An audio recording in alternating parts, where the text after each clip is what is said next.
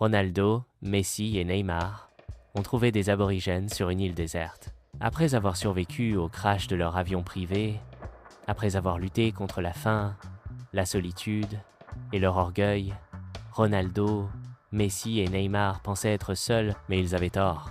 Quand jour huit, les traces. Messi repère une empreinte étrange dans le sable. Ce n'est pas la nôtre. Ronaldo fronce les sourcils. Quelqu'un d'autre est sur cette île. Neymar regarde autour. Je le savais. C'est Koh Lanta. Ils suivent les traces. Au bout de quelques mètres, ils entendent un chant lointain, ancien.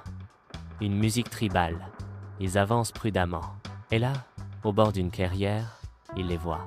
Des aborigènes, torse nu, peinture sur le visage, arc à la main, mais calme, curieux, pas hostile. Zhu, Jiu, le contact. D'abord, la peur, puis le silence, puis le langage des gestes. Messi lève les mains. Neymar s'incline. Ronaldo reste droit. Un ancien s'approche. Il parle une langue que personne ne comprend, mais son regard est doux. Il tend une racine à Ronaldo, puis une feuille à Messi, puis un collier à Neymar. Neymar chuchote. C'est une cérémonie d'accueil? Ronaldo. Ils nous ont acceptés. Messi. Ou testés. Jour 10 à 15. La leçon. Les 3 stars vivent avec eux. Pas de Wi-Fi, pas de sponsor, pas de tapis rouge, mais un feu chaque soir.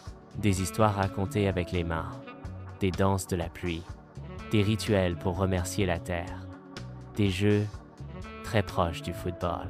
Des enfants frappent une noix avec le pied. Neymar rigole. Même ici, il y a du talent brut. Messi leur apprend à faire une passe. Ronaldo crée des mini-cônes avec des pierres pour les dribbles. Et là, ils comprennent. Le foot est un langage universel. Même sans mots, sans chaussures, sans public, ils se connectent, ils rient. Ils apprennent. Jour 6.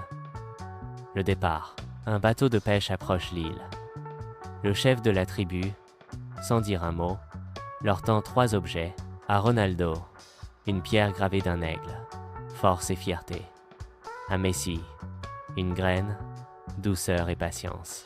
À Neymar, un masque peint, l'esprit du jeu.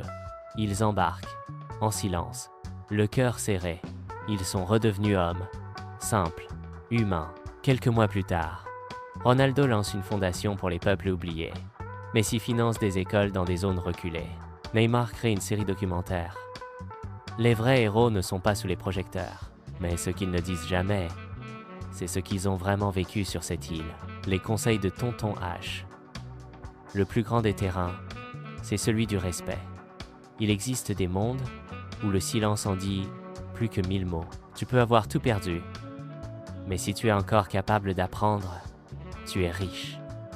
L'humilité ouvre les portes que la gloire ne peut pas forcer. Le vrai langage du monde, ce n'est pas l'argent, c'est le cœur.